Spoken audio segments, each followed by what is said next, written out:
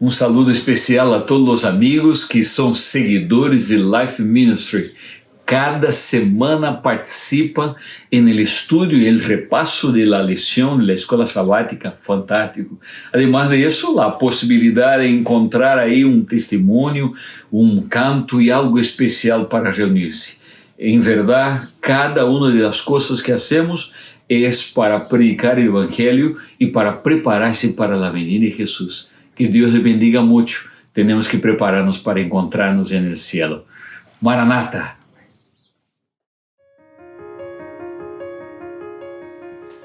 Hola, bienvenidos a este momento de estudio de la lección de escuela sabática.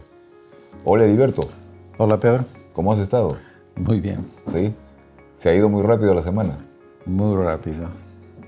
Efectivamente, pero gracias a Dios que estamos aquí. Y queremos también dar la bienvenida a todos nuestros amigos que nos están acompañando en esta ocasión.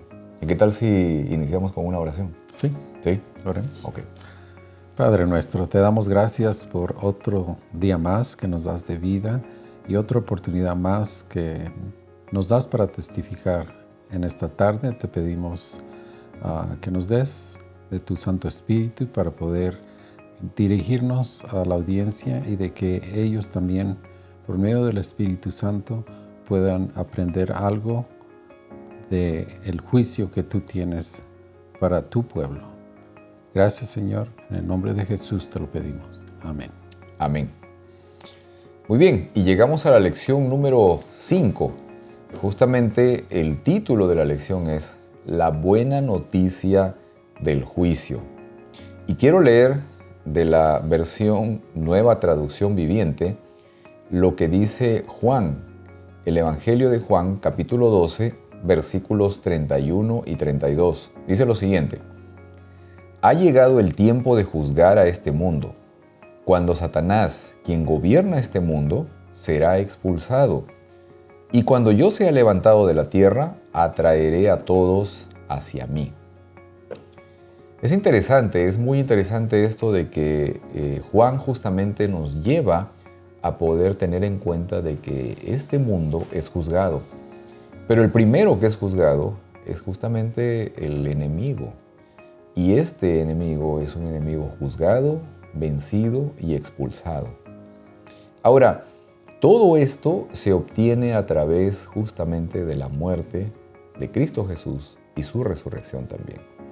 Ahora, en el conflicto cósmico, en el gran conflicto donde el calumniador propone una idea, una premisa de que el carácter de Dios no es tal como Él lo manifiesta, o que el Señor no es justamente quien dice ser, sino que cuando lo favoreces a Él o te apoyas en Él, entonces te favorece a ti, pero si estás contra Él, entonces te destruye.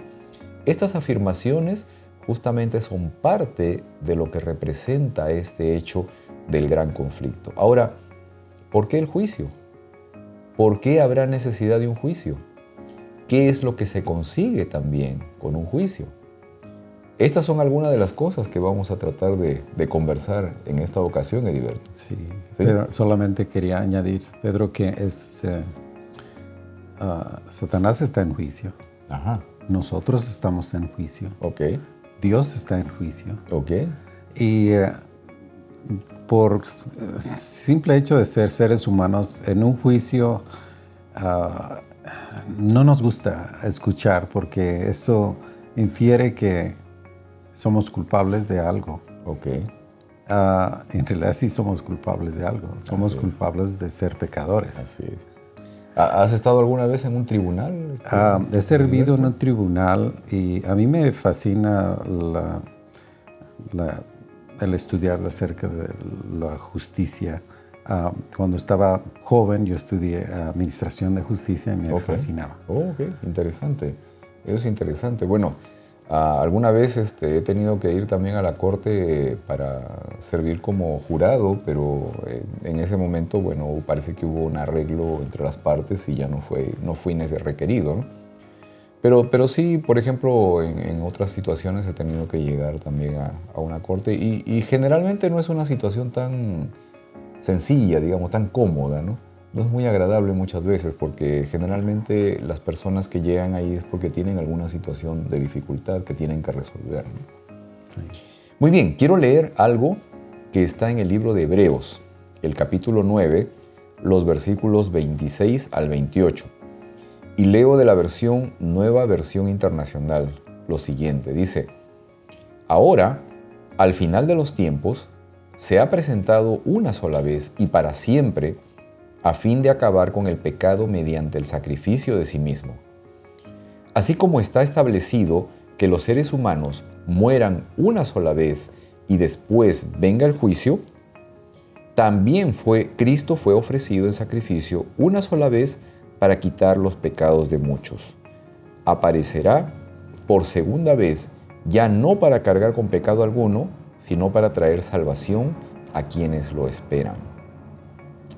Es interesante, ¿no?, esta parte, como digo, del juicio, pero dentro del contexto escatológico, dentro del tema del Apocalipsis, ¿no?, ¿qué entendemos por juicio? O sea, ¿qué es esta expresión de juicio a la que se refiere la Biblia, ¿no? Mira, Pedro, a veces nosotros nos admiramos del juicio, pero sabemos que las autoridades fueron puestas por Dios. ¿Ok? Por lo tanto, el juicio que nosotros conocemos como seres humanos, cuando tenemos parte como juzgados o acusados, Dios lo instituyó. Okay. Y eso nos hace pensar de que existe algo, siempre que existe algo en la tierra que Dios pone en práctica, es porque muchas veces existe también en el cielo. Okay. Y Él, para ser parcial, para que dentro de todo el conflicto cósmico que exista, no haya duda de que Dios es amor, porque se le ha acusado. Ok. Esa parte central, y creo que es crucial también en nuestra concepción respecto de juicio. Porque fíjate, hay culturas antiguas que también creen en un juicio. Por ejemplo, los caldeos, por ejemplo, los egipcios, ¿no? La idea de los egipcios respecto a un juicio es muy interesante porque ellos consideran, y bueno, todos estos elementos siempre de juicio tienen que ver con un momento también de la condición humana cuando va a la muerte, ¿no? ¿Ok? Entonces siempre se considera el hecho que después de la muerte uno es llevado a un juicio para saber si tus obras son buenas o si eres merecedor de una vida después de la muerte, digamos, una vida con dicha, con felicidad, o en todo caso sencillamente no eres merecedor de eso, ¿no? En el caso de los egipcios, por ejemplo, ellos se presentan en su cultura, bueno, en su creencia, ante Osiris. Y entonces sus obras o su condición de vida es puesta en una balanza, ¿no? Y entonces, dependiendo de qué lado es el que tiene más peso, de acuerdo a eso, bueno, puede pasar a una siguiente vida, a una nueva vida, o en todo caso, en ese momento, su corazón es removido y es entregado a una fiera, a un ser mitológico también que se come el corazón, ¿no? Ahora, pero lo interesante es esto, ¿no? De que en estas culturas, el centro, digamos, el punto focal de este juicio son las personas, ¿no? Son los seres humanos. Sin embargo, tú acabas de mencionar algo muy interesante, ¿no? Muy importante. Y es el hecho de que Dios también está en juicio, ¿no? Y entonces, fíjate, Heriberto, nuevamente, ¿no? O sea, esta parte de que en las culturas antiguas, el punto focal de los juicios que creen ellos se centra en la persona, ¿no? En el ser humano. Pero en el caso bíblico no es así. O sea, en el caso bíblico, Dios también está en juicio, ¿ok? Ahora, esto es muy relevante porque, por lo menos a mí, me da un alivio. O sea, de que yo no soy el punto focal dentro de un tema de tribunal o de una corte o de un juicio, sino de que yo estoy aunado a un Dios que también está siendo procesado. Sí. De alguna manera, ¿verdad? Sí, es muy interesante esto del juicio, Pedro. Y es interesante porque la mayoría de personas no cree que el juicio es venidero, que el juicio es en el futuro. Uh-huh. Pero la Biblia es clara que Dios viene a dar la recompensa. Okay. Entonces no puede empezar el juicio una vez que Jesús venga. Él viene a darnos la recompensa y eso infiere que el juicio ha terminado. Okay. Y es interesante porque ¿en qué fase? Porque los juicios tienen diferentes fases, uh-huh. ¿verdad? Y nosotros como adventistas reconocemos que, y esto no es común y es muy raro para la mayoría de las religiones, porque nosotros sabemos que el juicio ha empezado, ya comenzó. Ajá. Porque la Biblia dice que es necesario que el juicio comience por la casa de Dios. Okay. Así es que, ¿en qué fase del juicio estamos? En el juicio investigador. Okay. Aún en el juicio humano se tiene que hacer un juicio investigador para ver si la acusación es verdadera o tiene bases para proseguir. Así es que en esa fase estamos. Okay. Ahora, tú comentaste hace un momento algo muy importante, ¿no? Y es el hecho de que esta situación de un juicio al final tiene un propósito para redimir, ¿no? O sea, para salvar. Sí. O sea, funcionalmente, digamos, o en esencia, ¿no? Este juicio del cual estamos hablando no tiene como propósito mayor el de destruir, el de castigar, en fin, ¿no? Que probablemente, de cierta manera, se va a dar en algunos casos, ¿no? Sí. Pero el propósito fundamental es el de redimir, el de salvar, el de restablecer, ¿no? Sí, una relación perdida, o sea. ¿Okay? Exacto. Ahora, ¿por qué será que Dios también está en juicio? O sea, ¿por qué será esta situación de que Dios también está, digamos, procesado dentro de un tribunal, ¿no? Y esto, Pedro, viene desde el principio. Okay. Satanás se rebeló. Okay. Quiso tomar el lugar de Dios. Cuando no pudo, acusó a Dios de ser imparcial. Uh-huh. Y su carácter se puso en línea. La duda cayó entre los seres creados en el cielo. Ahora su carácter se puso a duda.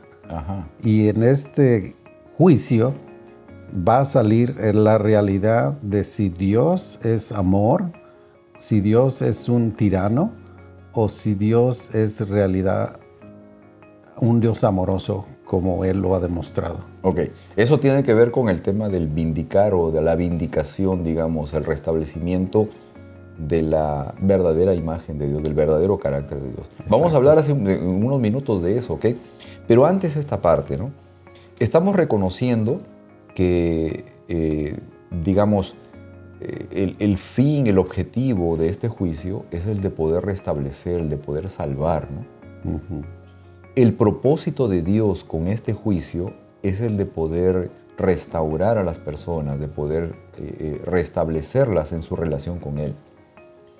¿Cómo impacta esto? O sea, ¿cómo impacta el conocer esta situación, este propósito que tiene Dios con la manera que yo percibo, que yo veo a mis semejantes, ¿no?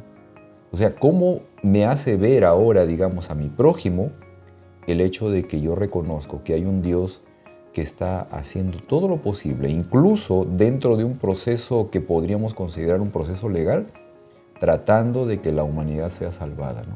¿Cómo considero yo a mis semejantes? ¿Cómo considero a mis amigos, a mis vecinos? ¿Cómo llego a considerar a la persona que tal vez por alguna razón no me agrada mucho, ¿no? O la que yo no le agrado, por ejemplo, ¿no? O sea, ¿cómo lo considero?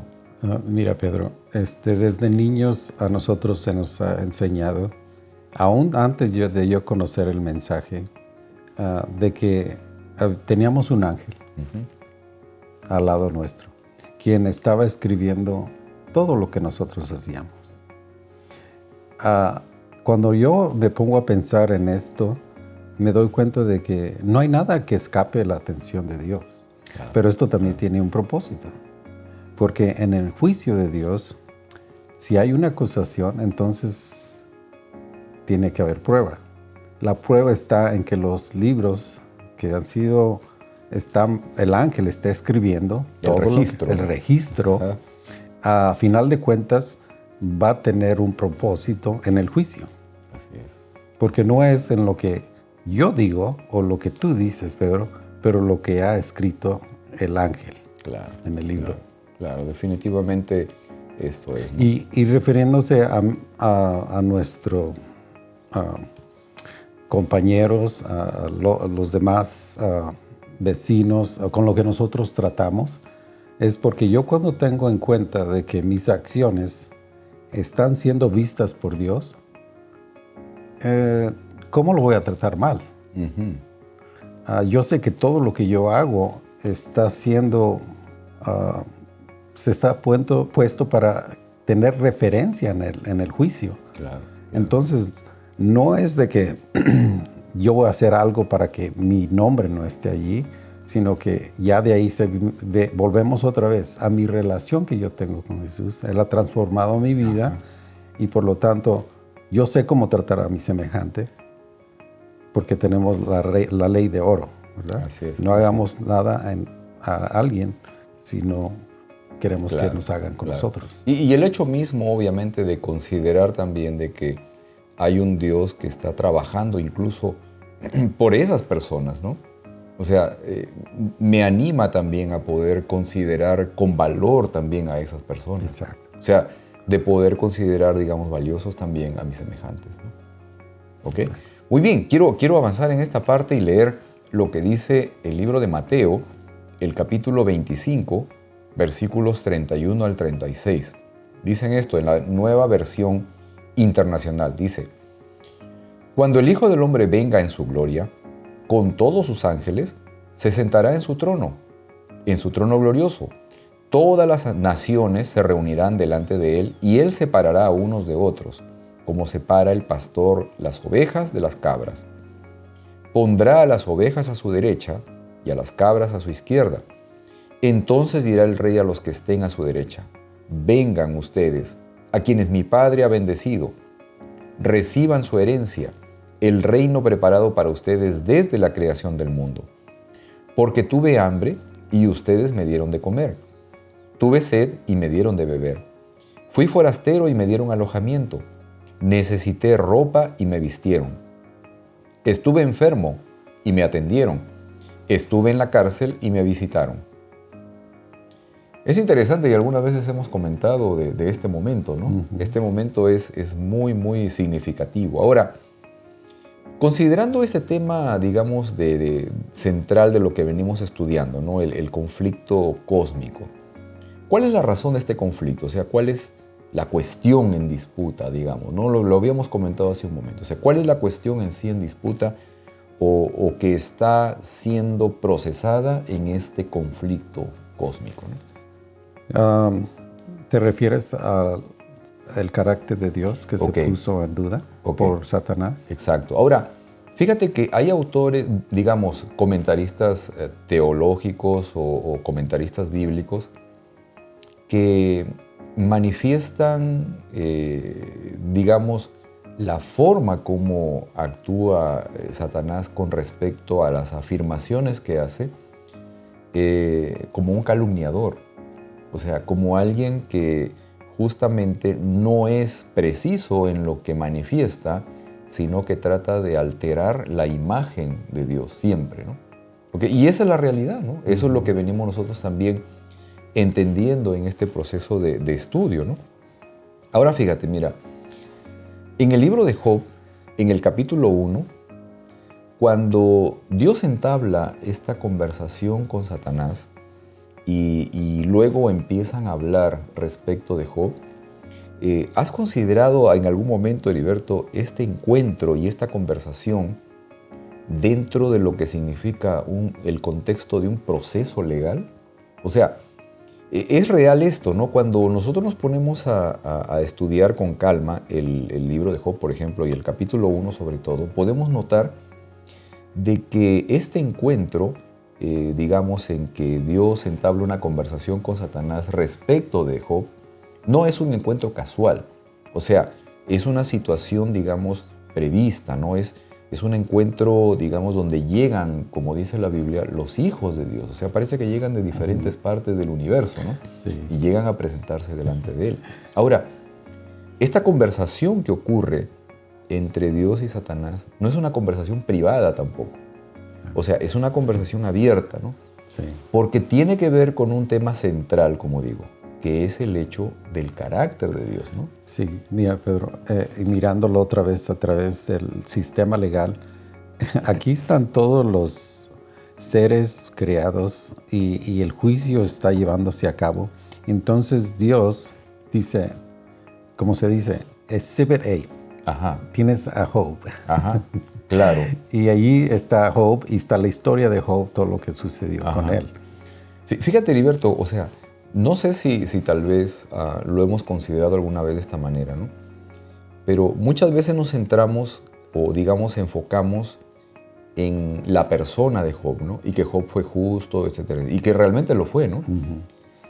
Pero si nos ponemos a ver bien, en realidad lo que estaba en cuestión allí es el carácter de Dios. O sea, porque fíjate, cuando Satanás habla con Dios, lo primero que le dice es, Job no te es fiel en vano, o sea, es porque tú lo estás cuidando, es porque tú le has dado todo. Y como le das todo, entonces por esa razón te sirve. O sea, básicamente le está diciendo a Dios, tú no eres justo, porque a unos tratas bien y a otros no.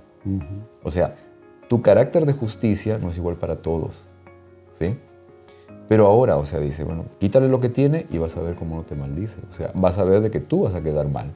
Sí. Y lo está diciendo delante de todos los otros seres, en un proceso legal, ¿no? En una corte, ¿no? Y eso viene al caso cuando mencioné al principio, Pedro, de que nosotros estamos en juicio. Exacto. O sea, yo me llamé cristiano en un tiempo pasado. En ese momento que yo me bauticé y hice la promesa de seguir a Jesús, mi nombre fue escrito. Ajá, así es. Ahora, yo hice muchas cosas después de ese momento y fallé muchas veces. Claro. Ahora, ese juicio se va a llevar a cabo para ver si yo en realidad merezco entrar al cielo. Dios dice que el pecado no va a existir más en el cielo. No puede haber ningún riesgo de que yo me introduzca al cielo no siendo un seguidor fiel de Jesús. Ese juicio es para ver todas las decisiones que yo hice, de que Dios me ha dado su gracia, me ha cubierto de su justicia y me ha hecho partícipe del cielo. Así es.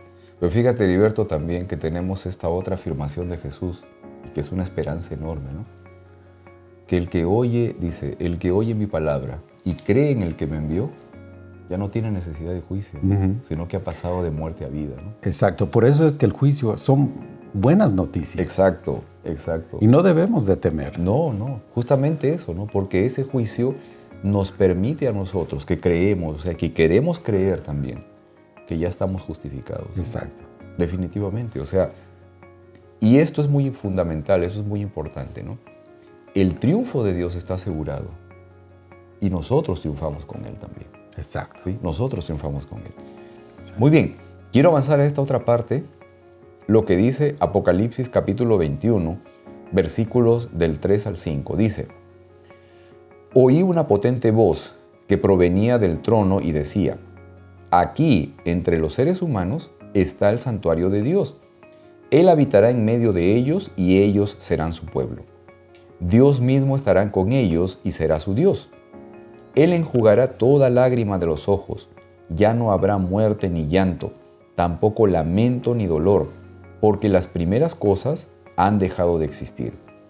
El que estaba sentado en el trono dijo, yo hago nuevas todas las cosas, y añadió, escribe, porque estas palabras son verdaderas y dignas de confianza.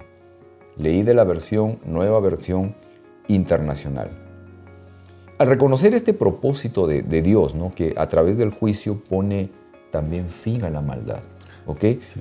¿Qué te permite experimentar, qué te permite sentir hoy en un mundo, digamos, o en una sociedad llena, convulsionada de peligros, de situaciones adversas, de maldad y cuantas cosas, ¿qué te permite saber, qué te permite sentir esta afirmación de que el Señor viene a poner también un fin a todas estas situaciones? Bueno, hablando y otra vez mencionando las diferentes etapas del juicio, Pedro, sabemos que la etapa final es el juicio ejecutivo. Ajá. Es donde Dios da lo que se ha merecido la persona. Nosotros, como seguidores de Cristo, nos va a dar la vida eterna. Tenemos fe en Cristo que Él lo va a hacer en nuestra vida. Aquellos que no han hecho una decisión también van a recibir su paga. Claro. Y tristemente, en ese juicio también se van a ver todas las oportunidades que ellos tuvieron, que no tomaron ventaja. Y por lo tanto, Dios quería salvarlos y hizo todo lo posible por salvarlos, pero ellos se van a dar cuenta de que en realidad Dios los amó tanto que les dio toda oportunidad, pero no fue culpa de Dios al final de cuentas, sino fue su indecisión al final de cuentas. Y en base a la libertad también que tienen ellos, que tenemos todos, ¿no? La libertad también para poder decidir aceptar a Dios o rechazarlo. Exacto. ¿Sí? Y en esa condición, obviamente, esta posibilidad de un juicio nos da la tranquilidad también de saber de que el mal no va a existir para siempre, o sea, tiene un fin, ¿no? Se acaba. Sí, y nosotros tristemente vamos a quizá a preguntarnos porque queremos saber qué pasó con nuestros seres queridos. Y en ese juicio que nosotros, a final de cuentas, los libros van a ser abiertos y vamos a tener la oportunidad de nosotros ver por qué un ser querido no está ahí, que pensábamos que iba a estar. Y a final de cuentas, nosotros vamos a alabar a Dios porque nos vamos a dar cuenta de que Él hizo todo en su poder para salvarlos. Así es, así es. Y en esta condición, digamos, de juicio, queridos amigos, nuestra decisión personal es fundamental. El Señor nos da la libertad para poder aceptarlo o rechazarlo. Es nuestra decisión. Y espero y ojalá que así como el Señor hace la invitación, tú puedas sentir también esa invitación misma en tu vida de poder aceptarle a Él. Bien, Heriberto, ¿sí? Muy interesante. No, definitivamente muy interesante y muy valioso. Vamos a tener una oración para poder terminar este momento, ¿ok? Vamos a orar. Te agradecemos, Señor, porque en tu misericordia tan grande, tú nos das la seguridad de que tu venida es para poder salvarnos, Señor, para poder redimirnos. Gracias por ello. Gracias porque en tu amor infinito tú proveíste también de todas las posibilidades para que nuestra redención, nuestra salvación pueda ser una realidad. Ayúdanos para que nuestro intento, Señor, nuestro deseo pueda convertirse en una realidad cada día en nuestra vida y que esa experiencia de la vida eterna pueda empezar hoy en cada una de nuestras vidas. Despídenos ahora con bien, Señor. Te lo pedimos por Cristo Jesús. Amén. Amén. Muchas gracias, amigos, y nos vemos la próxima semana. Nos vemos la próxima semana, Heriberto. Claro que sí. Así es. Muy bien. Nos vemos entonces. Hasta luego.